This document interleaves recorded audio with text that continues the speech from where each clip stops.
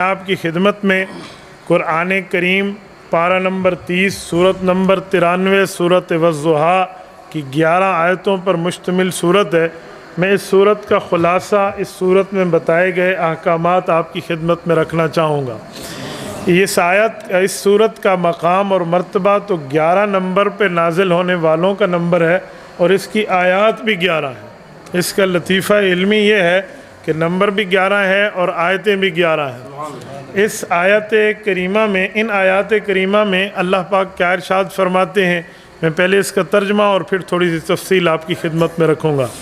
والضحیٰ، اللہ فرماتے ہیں مجھے قسم ہے چڑھتے ہوئے دن کی روشنی کی، واللیل اذا سجا، اور رات کی جب رات اندھیرے میں چھا جائے، ما ودعک، اللہ نے حضور پاک کو نہیں چھوڑا، وما قلا، اور حضور سے دشمنی نہیں کی، وللآخرۃ خیر لک من الاولی، آپ کے بعد کی زندگی پہلی زندگی سے بہتر ہوتی چلی جائے گی، وَلَسَوْفَ يُعْطِيكَ، آپ کا رب آپ کو اتنا دے گا، يُعْطِيكَ رَبُّكَ، آپ کا رب آپ کو اتنا دے گا، فَتَرْضَى، آپ اللہ سے راضی ہو جائیں گے۔ أَلَمْ يَجِدْكَ، کیا ہم نے آپ کو یتیماً فآویٰ، حالت یتیمی میں نہیں پایا تھا، پھر آپ کو کتنا اچھا ٹھکانہ دیا، وَوَجَدَكَ ضَالًّا فَہَدَىٰ، اور آپ کو راستے سے ناواقف پایا تو قرآن کریم اتار کے آپ کے سامنے راستے کھول دیے، وَوَجَدَكَ عَائِلًا، اور آپ تنگ دست اور نادار تھے، اللہ نے حضرت خدیجہ جیسی بیوی دے کر اور اس کی تجارت میں آپ کو شامل فرما کر فَأَغْنَىٰ، آپ کو غنی بنا دیا۔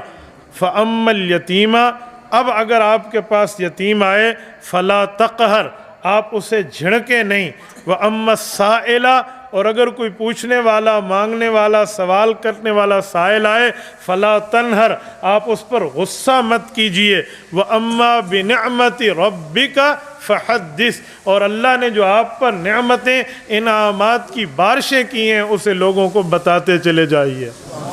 قرآن کریم کی آیت کب اتری؟ فترۃ الوحی میں اتری۔ فترۃ الوحی کسے کہتے ہیں؟ حضور پاک علیہ الصلوۃ والسلام پر اللہ نے اقرأ بسم ربک الذی خلق 5 آیتیں اتاری اور اس کے بعد ایک عرصے تک آیات نہ اتری۔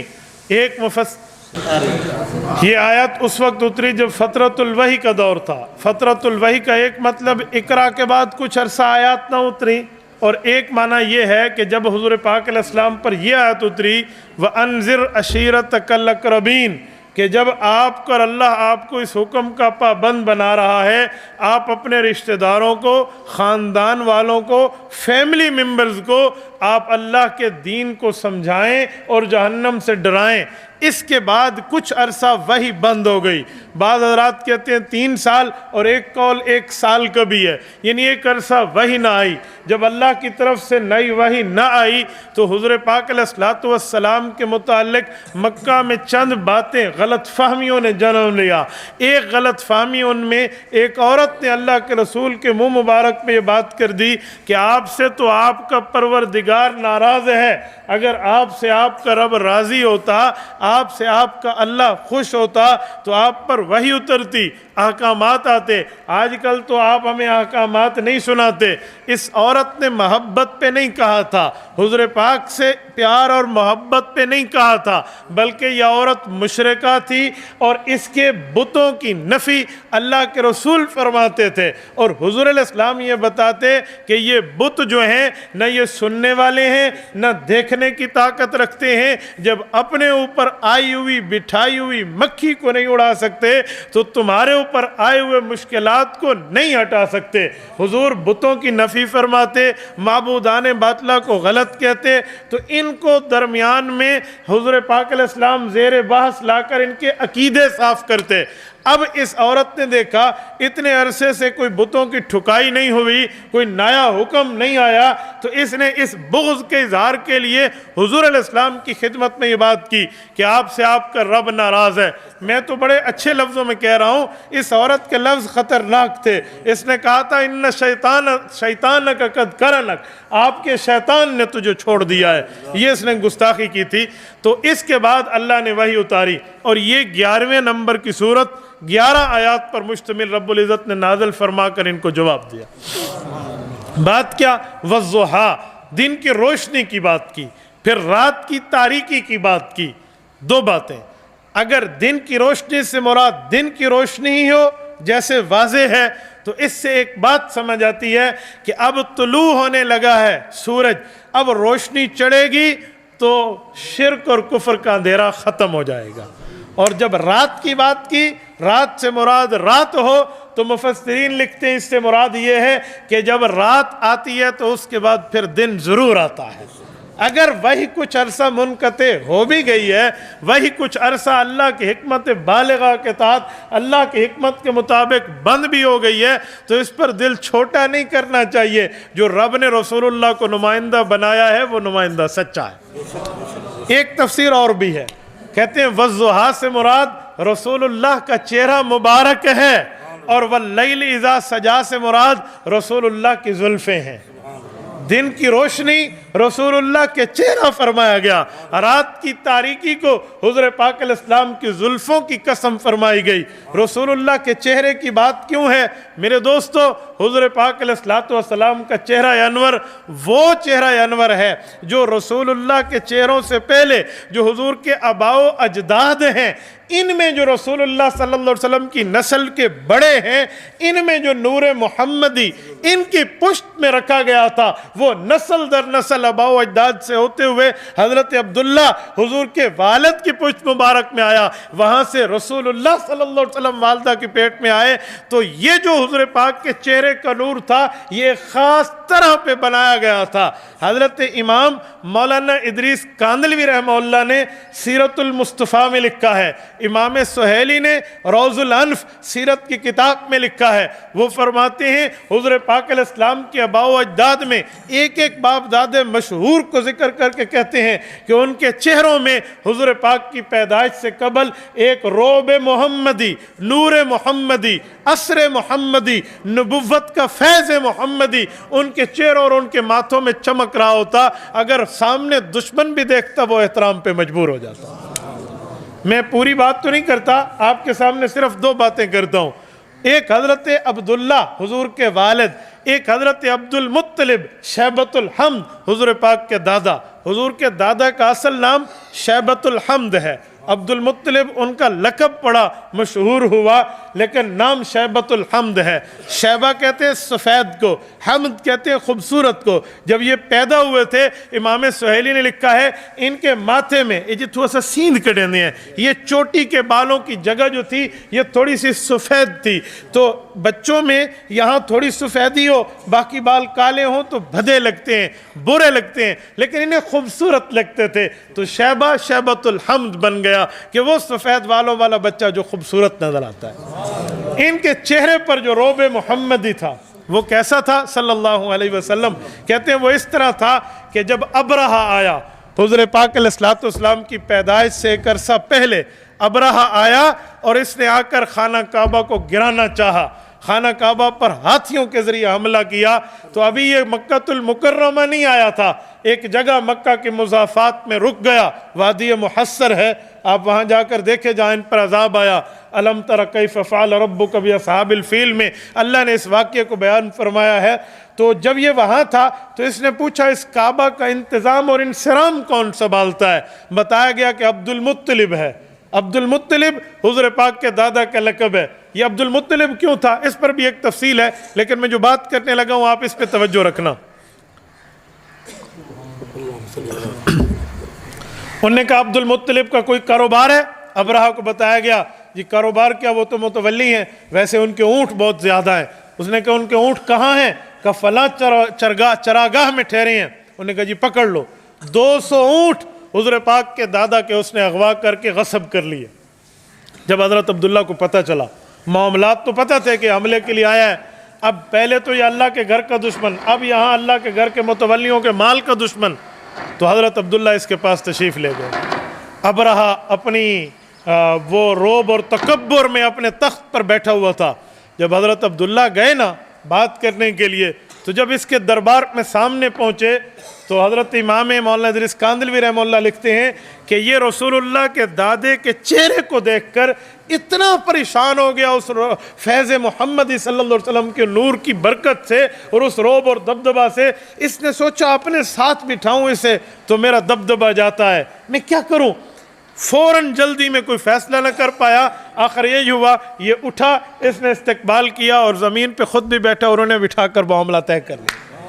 یعنی دیکھو نا کیسا نور محمدی ہے جو اس جیسے جابر وقت کے حکمران کو بھی اپنے تخت سے نیچے اتارنے پہ مجبور کر دیتا۔ اور اس نے پوچھا کیسے آئے؟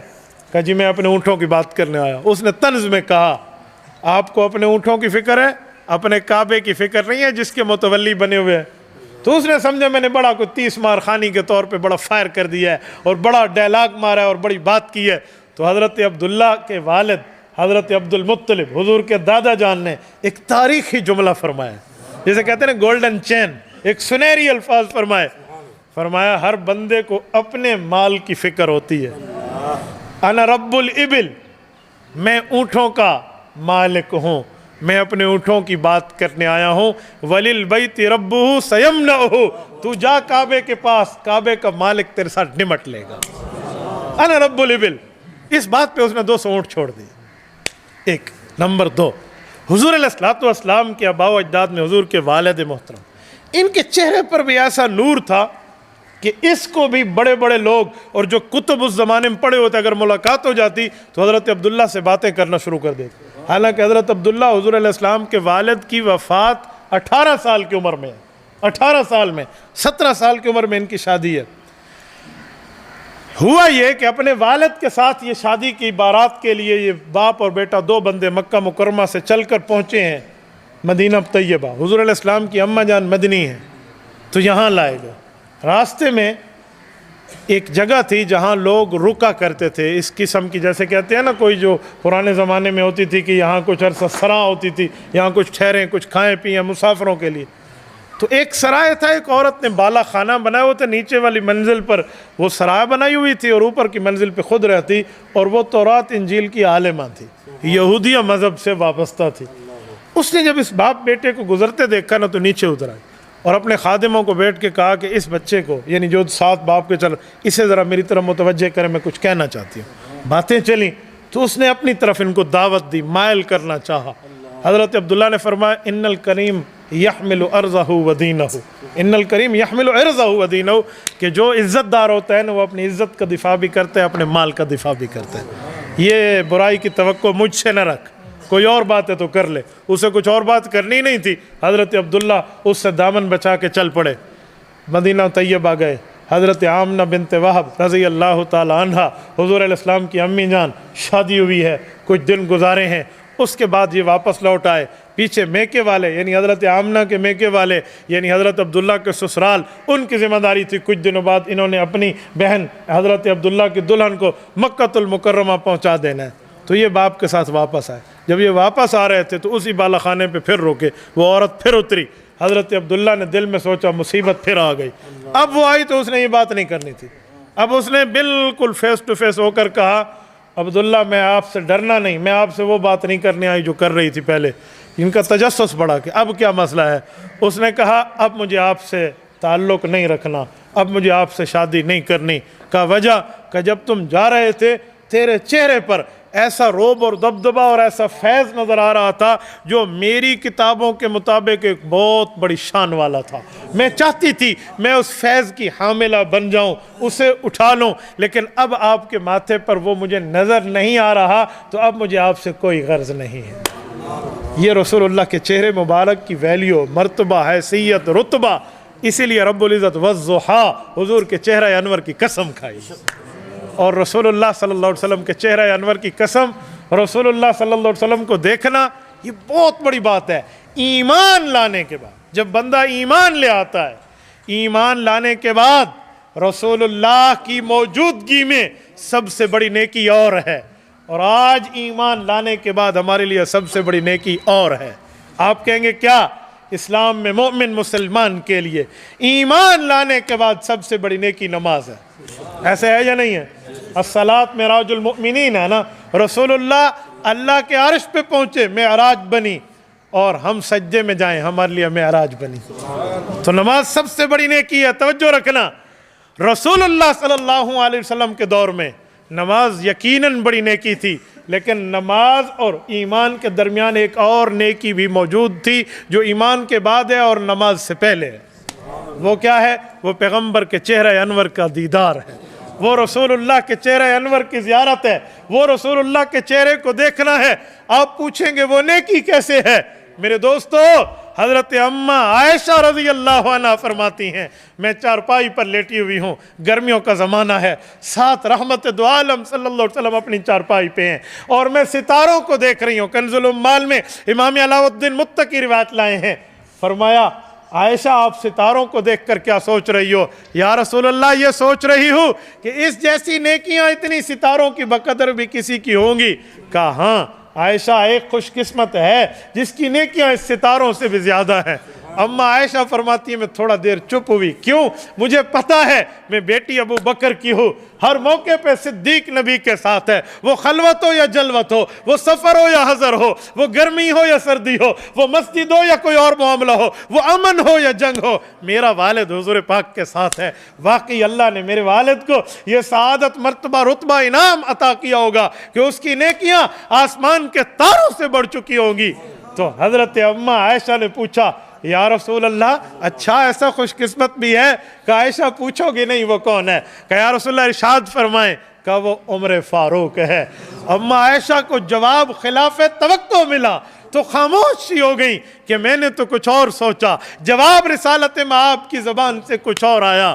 کہ عائشہ چپ کیوں ہو گئی؟ ان نے وجہ بتائی کہ یا رسول اللہ وجہ یہ تھی، میرا تصور، میرا فہم، میرا گمان، میرا ذہن، میرے دل کی بات تو یہ تھی کہ ابو کا جواب آئے گا، آپ کا جواب فاروق اعظم رضی اللہ عنہ پہ گیا ہے۔ میں ناراض تو نہیں ہوں لیکن متعجب ہوئی ہوں۔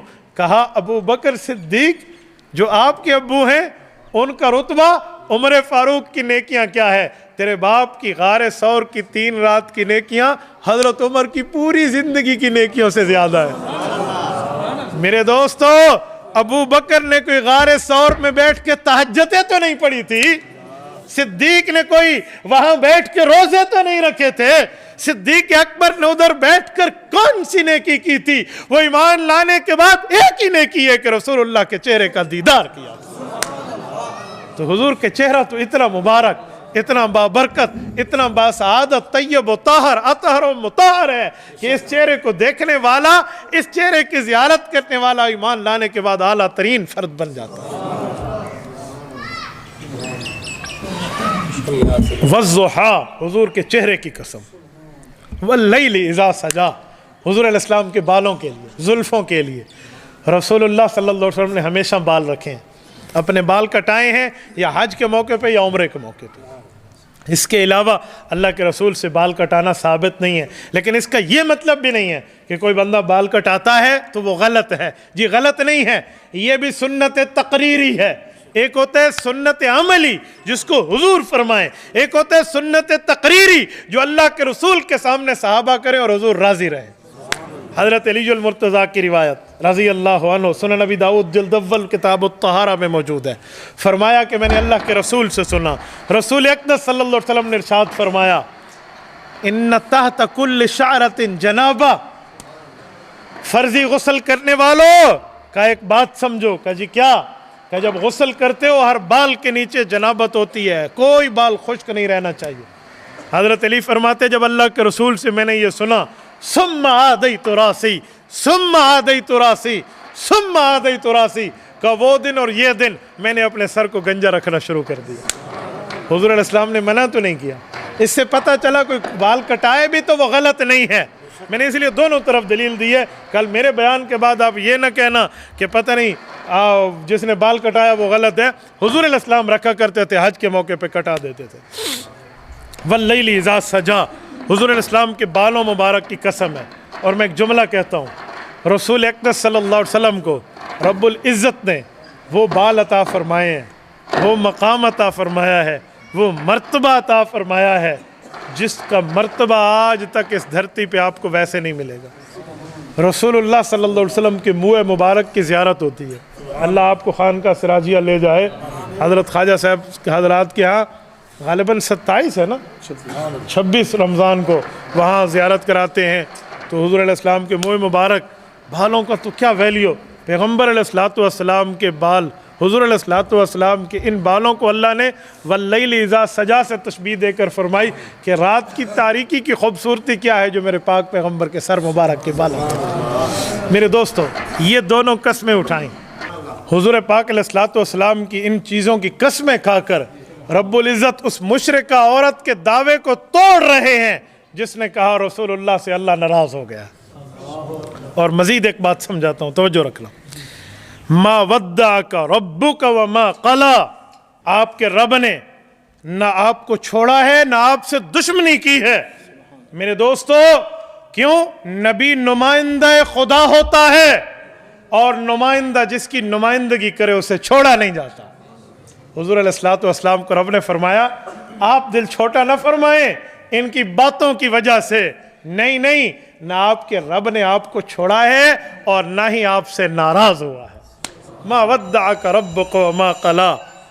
اور حکمت ہے اللہ کی، اللہ رب العزت نے کچھ عرصہ کے لیے وہی روکی ہے یا وہی بھیجی ہے، وہ رب کی مرضی ہے. یفعل ما یشاء، جیسے چاہے ویسا کرے. آپ کا اس میں کوئی مسئلہ نہیں ہے، بلکہ ایک انعام کے طور پہ بات ذکر فرمائی. وَلَلْآخِرَةُ خَيْرٌ لَكَ مِنَ الْأُولَى. آخرت کہتے ہیں بعد کا معاملہ، جیسے کہتے ہیں نا یوم آخرت. تو آخرت اخیر، آخر دوسری چیز، پہلی چیز اولا ہوتی ہے، دوسری اخیرہ ہوتی ہے. تو کہا جو آپ کی زندگی کا ہر حصہ دوسرا ہوگا نا وہ پہلے وقت سے بہتر ہوتا چلا جائے. وَلَلْآخِرَةُ خَيْرٌ لَكَ مِنَ الْأُولَى. خیر بہتر ہو جائے گا. یعنی اگر کسی حکمت کی وجہ سے وہی روکی ہے تو اب یہ نہ سمجھیں کہ بعد کا زمانہ بھی رکا رہے گا، وہ رکی ہوئی سے بھی بہتر بن جائے گا. یہ رسول اللہ صلی اللہ علیہ وسلم کے نبوت کے ایمان کی دلیلوں میں ایک دلیل ہے کہ ایمان 3 طرح کا ہوتا ہے. ایک ایمان انسانوں کا ہے اور ایک ایمان فرشتوں کا ہے، ایک ایمان انبیاء کا ہے. فرشتوں کا ایمان ایک جگہ ٹھہرا ہوتا ہے، جو اللہ نے دیا اس پر کرتے رہیں گے عمل.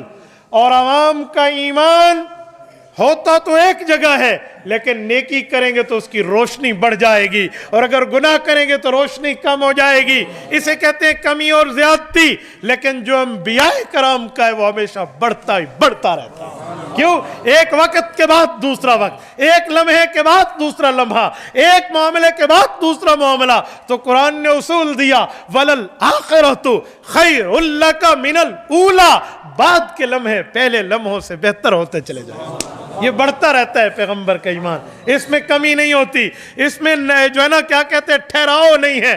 نبی کا ایمان مسلسل چلتا رہتا ہے. وَلَلْآخِرَةُ خَيْرٌ لَكَ مِنَ الْأُولَى. لگے ہاتھوں ایک بات اور بھی کرتا جاؤں. اہل سنت والجماعت احناف دیوبند کا اہل حق کا نظریہ یہ ہے وفات کے بعد انبیاء کرام اپنی قبروں میں زندہ ہیں اور قبر کے قریب صلاۃ و سلام سنتے ہیں. میرے دوستو، رسول اللہ صلی اللہ علیہ وسلم کی یہ زندگی جنت کے درجات کی زندگی ہے اور یہ زندگی دنیا کی زندگی سے اعلیٰ ہے، افضل ہے، اشرف ہے، بڑی ہوئی ہے. کیوں؟ وَلَلْآخِرَةُ خَيْرٌ لَكَ مِنَ الْأُولَى. وَلَلْآخِرَةُ خَيْرٌ لَكَ مِنَ الْأُولَى. میں نے ایک شخص سے کہا حضور علیہ السلام دنیا میں قریب سے مسلمان کی بات سن کے جواب دیتے تھے. کہا جی دیتے تھے. تو میں نے کہا یہی تو حدیث پاک ہے. اللہ کے رسول نے فرمایا، صحیح حدیث ہے، جلاء الافہام میں امام ابن القیم رحمت اللہ علیہ تحریر فرماتے ہیں، فرمایا اے لوگو، حضرت ابو ہریرہ رضی اللہ عنہ کی روایت ہے، رسول اقدس صلی اللہ علیہ وسلم نے ارشاد فرمایا، من صلی علیہ عند قبری سمعتہ، جو میری قبر کے قریب سلام پڑھتا ہے میں اس کو خود پڑھے گا، میں اس کو خود سنوں گا. ومن صلی علیہ من بعید तो हो दूर से पड़ेगा, फरिश्ते मुझ तक सलाम लेकर आएंगे।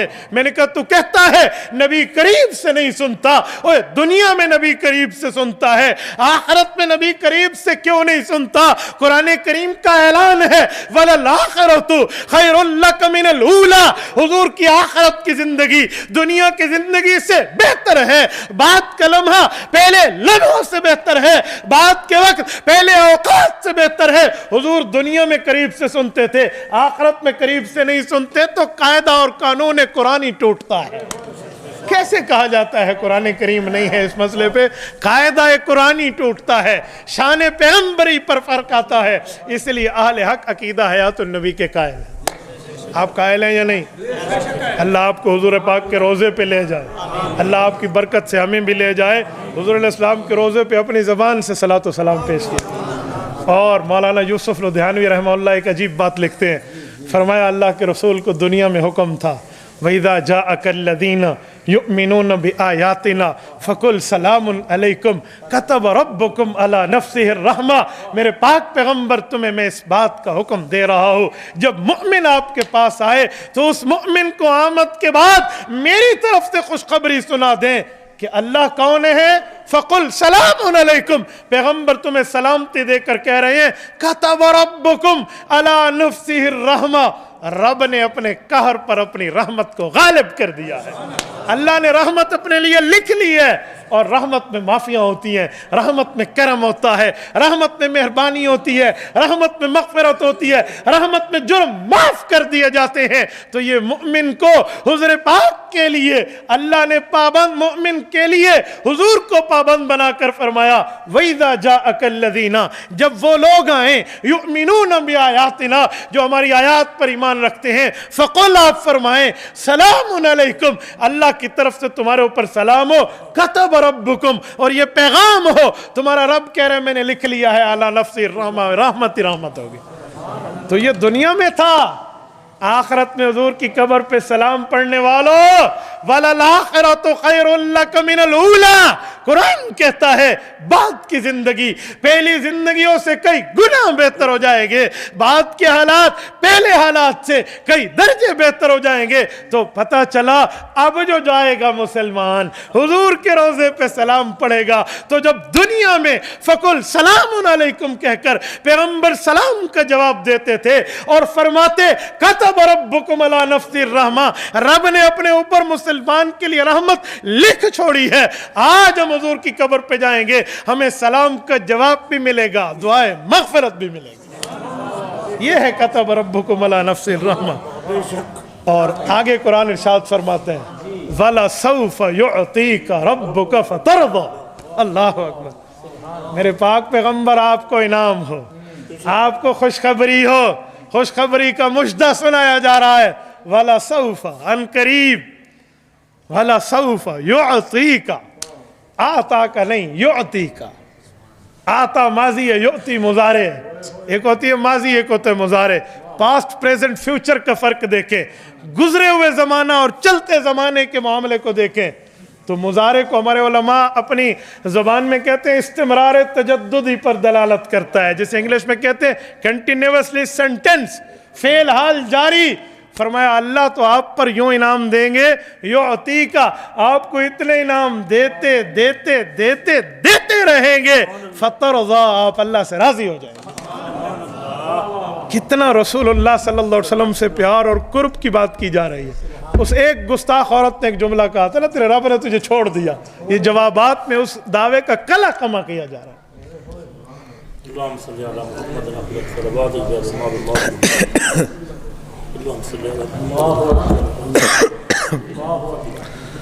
वला सौफ युअतीका रब्बुका फतरज़ा, आपको आपका रब इतना देगा आप राजी हो जाएंगे। गुनाहगार मुसलमान अल्लाह बचाए जहन्नम से, जहन्नम जाएंगे तो अल्लाह के रसूल ने फरमाया मैं सिफारिशें करता रहूँगा और शफाअती लि अहलिल कबायर, मेरी सिफारिश कबीरा वालों के लिए होगी, कबीरा गुनाहों के सरजद करने वालों के लिए होगी। और मैं अल्लाह से सिफारिश करता रहूँगा करता रहूँगा करता रहूँगा جب تک کہ میرا ایک امتی بھی جہنم میں ہوگا میں سفارش کرتا رہوں گا، اس وقت راضی ہوں گا جب ساری امت محمدیہ نکل کے جنت میں داخل ہو جائے گی۔ الم یجدک یتیما فآویٰ۔ اب رسول اللہ صلی اللہ علیہ وسلم کو انعامات کی بات سمجھانے کے لیے اللہ فرما رہے ہیں کیا ہم نے آپ کو یتیم نہیں پایا، ہم نے اس کے بدلے میں آپ کو ٹھکانہ دیا، وجدک ضالا فہدا، اور آپ کو راستے سے ناواقف پایا، آپ کو راستہ دکھلا دیا، وجدک عائلا فاغنا، اور آپ کو نادار پایا، تک دست پایا، مالی حالات کمزور پائے تو آپ کو ہم نے غنی کر دیا۔ یہ تین باتیں کی جا رہی ہیں، تین انعامات کا ذکر کیا جا رہا ہے کہ آپ یتیم تھے، آپ کو ٹھکانہ دیا، آپ ناواقف تھے، شریعت اتار کے آپ کو شریعت سے واقف کار کر دیا، اور آپ کا معاملہ تنگ دستی کا تھا، ہم نے آپ کو غنی کیا۔ انعامات تین ہیں، تین انعاموں کو ذکر کر کے اللہ اس کے بدلے میں تین حکم بھی اسی طرح کے دے رہے ہیں۔ جیسے انعامات کہے فرمائے گئے ویسے احکام بھی اسی ترتیب پہ لف و نشر مرتب کے تحت فرمایا کیا کرنا ہے، فَأَمَّا الْيَتِيمَ فَلَا تَقْهَرْ۔